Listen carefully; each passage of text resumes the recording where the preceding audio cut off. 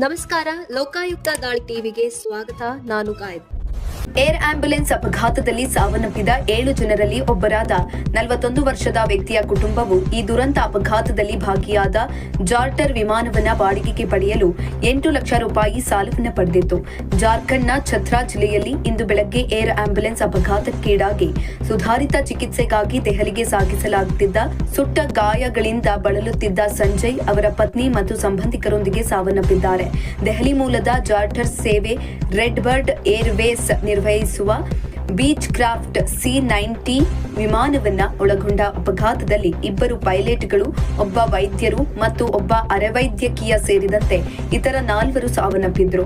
ಮೃತರ ಸಹೋದರ ಅಜಯ್ ಸಂಜಯ್ ಚಿಕಿತ್ಸೆಗಾಗಿ ಕುಟುಂಬವು ತಮ್ಮ ಆಸ್ತಿ ಮತ್ತು ಭೂಮಿಯನ್ನ ಮಾರಾಟ ಮಾಡುವ ಬಗ್ಗೆ ಹೇಗೆ ಯೋಚಿಸಿತು ಎಂದು ತಿಳಿಸಿದ್ದಾರೆ.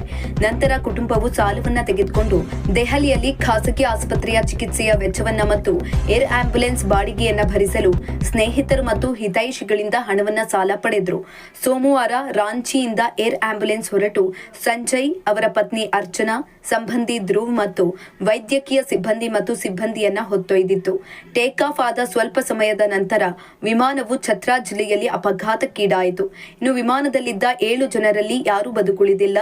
ಬಲಿಯಾದವರನ್ನ pilot in command captain Vivek Vikas Bhagat ಮತ್ತು ಸಹ pilot captain Sarvajdeep Singh ಎಂದು ಗುರುತಿಸಲಾಗಿದೆ. ಇನ್ನು ವೈದ್ಯಕೀಯ ತಂಡ ಮತ್ತು ಪ್ರಯಾಣಿಕರನ್ನ ರೋಗಿ ಸಂಜಯ್ ಕುಮಾರ್, ಸಹಾಯಕರು ಅರ್ಚನಾ ದೇವಿ ಮತ್ತು ಧ್ರುವ್ ಕುಮಾರ್, ಡಾಕ್ಟರ್ ವಿಕಾಸ್ ಕುಮಾರ್ ಗುಪ್ತಾ ಮತ್ತು ಪ್ಯಾರಾಮೆಡಿಕ್ ಸಚಿನ್ ಕುಮಾರ್ ಮಿಶ್ರಾ ಎಂದು ಗುರುತಿಸಲಾಗಿದೆ.